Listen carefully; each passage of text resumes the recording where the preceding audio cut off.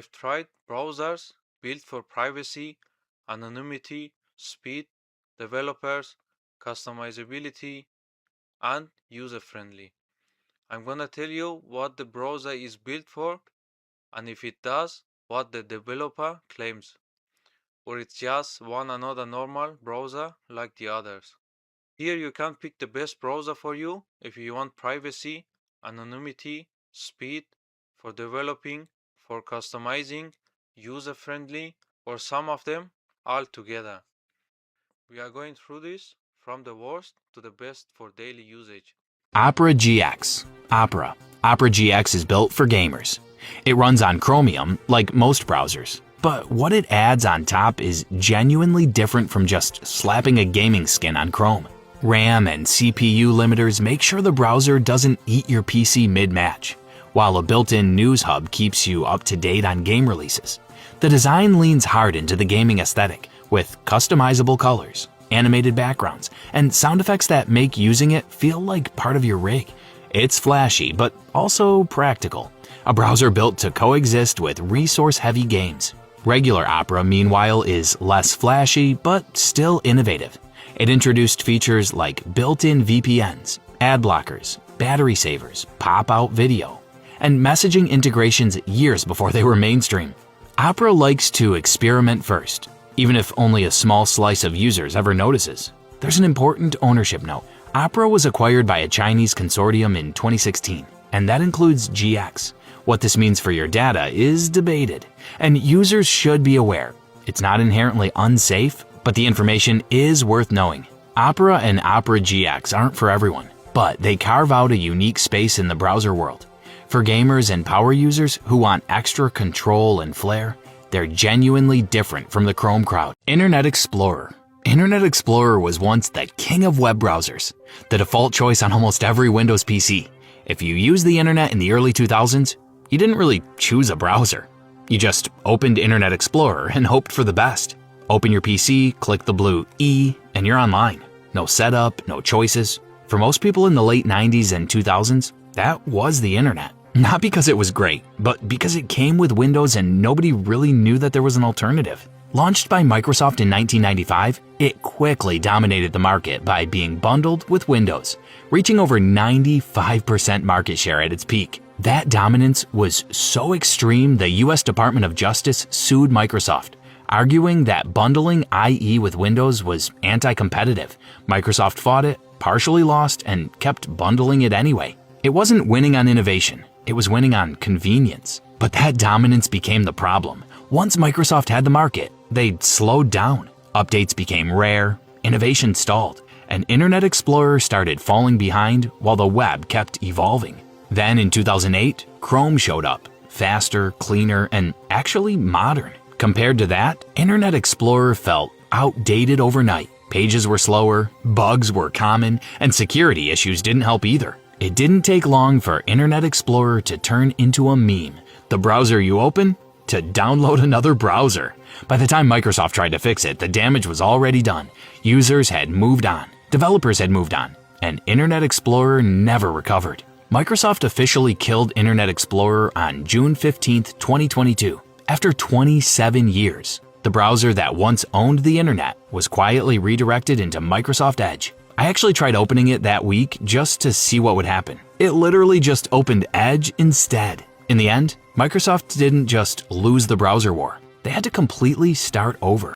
LibreWolf. LibreWolf is Firefox, but with every compromise stripped out. Where Firefox still sends telemetry data back to Mozilla and ships with some tracking adjacent defaults for usability, LibreWolf removes all of it. No data sent to Mozilla, no experiments, no sponsored content, no phoning home, period. It's fully open source, privacy-focused, and comes pre-configured to block trackers, telemetry, and annoying data collection by default. It's built for people who want serious privacy without needing to tweak a million settings. LibreWolf disables telemetry, fingerprinting, and automatic updates that might compromise privacy, giving you more control over your digital footprint right out of the box. Extensions are fully supported, so you can customize your experience just like Firefox, but without worrying that the base browser is quietly phoning home.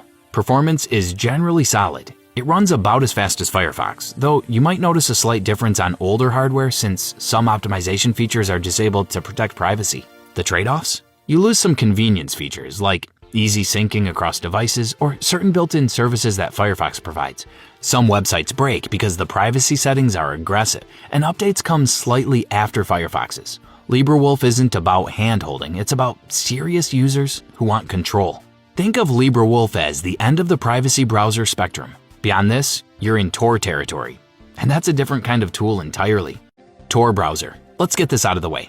Yes, Tor can access .onion sites. Yes, that includes the dark web. And yes, some of what's on there is illegal. That's not what this section is about. Tor's actual purpose is anonymous browsing. It's built on Firefox but designed to route your traffic through the Tor network, bouncing your connection across multiple volunteer-run servers to anonymize your location and activity. The people who need it most aren't criminals. They're journalists in authoritarian countries, political activists, whistleblowers, and anyone who genuinely needs their identity protected online. The main goal is privacy and anonymity.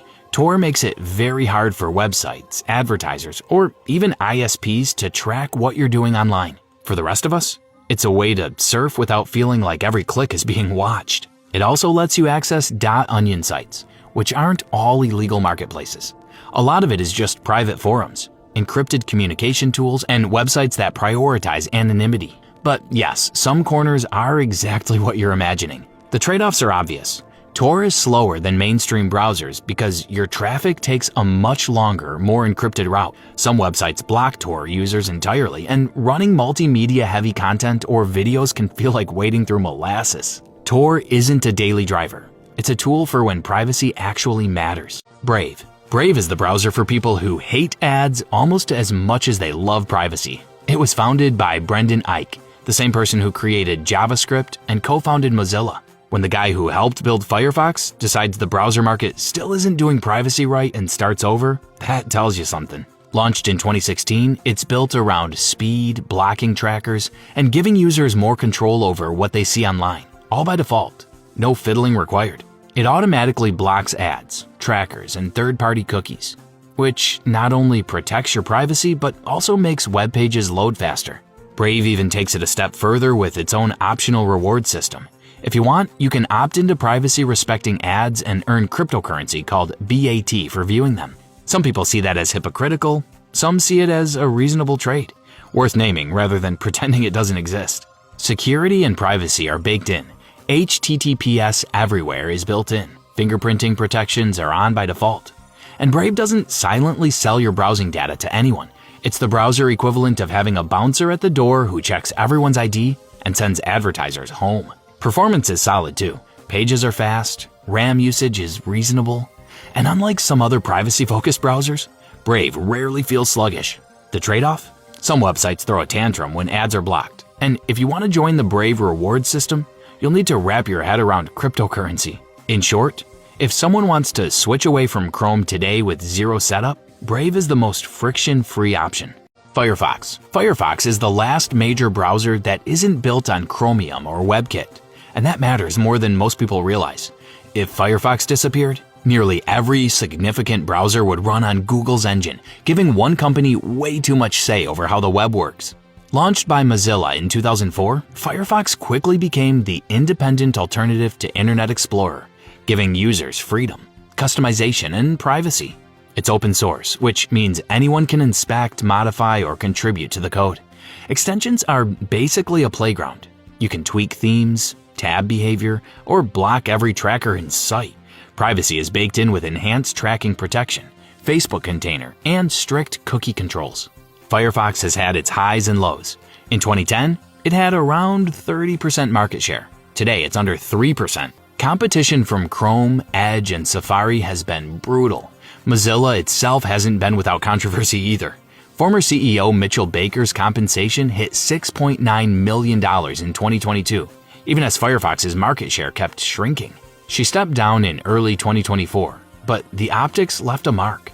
Add in AI partnerships and questions about organizational direction, and some longtime supporters started wondering whether the mission had drifted. Even so, Firefox still matters. For anyone who cares about keeping the web open and independent, it's essential. It's quirky, a little stubborn, and refuses to follow the crowd. The internet's rebel with a cause. Safari. Safari is Apple's browser, and it follows the same philosophy as everything else Apple makes. Tight integration, strong performance, and very much their way or the highway. Launched in 2003, Safari became the default browser across Mac OS, iPhones, and iPads. And just like Internet Explorer and Chrome before it, being the default matters a lot. Millions of people use Safari every day simply because it's already there. Open your iPhone, tap the compass icon, and you're online. And here's the part most people don't realize. On iPhones and iPads, Safari isn't just the default. It's the only browser engine. Every browser you download from the App Store, Chrome, Firefox, Brave, all of them, it's just a skin on top of Safari's WebKit engine underneath. Apple doesn't allow competing engines on iOS. So when you think you're using Chrome on your iPhone, you're actually using Safari with a Google logo. Where Safari really stands out is efficiency. It's heavily optimized for Apple hardware, which means better battery life and smoother performance compared to most other browsers on MacBooks and iPhones. While Chrome might drain your battery like it's in a hurry, Safari's more relaxed. It's trying to make sure your laptop survives the day. Apple also leans hard into privacy. Features like intelligent tracking prevention block cross-site tracking by default. And Safari generally collects less user data compared to browsers tied to advertising ecosystems. It's one of the main reasons privacy-focused users prefer it. But there are trade-offs. Safari can feel limited. Extension support is smaller, updates to web technologies can be slower, and some websites are still better optimized for Chrome. If you've ever opened a site and something just felt slightly off, Safari might be the reason. It's also very locked into the Apple ecosystem. It works best if you're using Apple devices. Outside of that, it's not really an option. Apple doesn't even try to compete on Windows or Android. Safari isn't trying to win the whole web. It's trying to keep Apple users inside Apple's world. Edge. Microsoft Edge is what happens when you lose a war and decide to start over properly. After Internet Explorer failed, Microsoft tried again with the first version of Edge in 2015. It looked modern, it was faster, but it had one big problem. It still wasn't Chrome. Websites didn't always work properly. Extensions were limited, and most people didn't see a reason to switch. So history started repeating itself. Then Microsoft made a very smart move. Instead of fighting Chrome, they joined it. In 2020, Edge was rebuilt on Chromium, the same engine behind Chrome, that instantly fixed compatibility issues. Websites worked perfectly. Extensions from the Chrome Web Store worked, and performance improved overnight. It was basically Chrome, but wearing a Microsoft outfit. And the irony is hard to miss. The company that once held 95% of the browser market, the one that got sued for being too dominant, is now running on their biggest competitor's engine.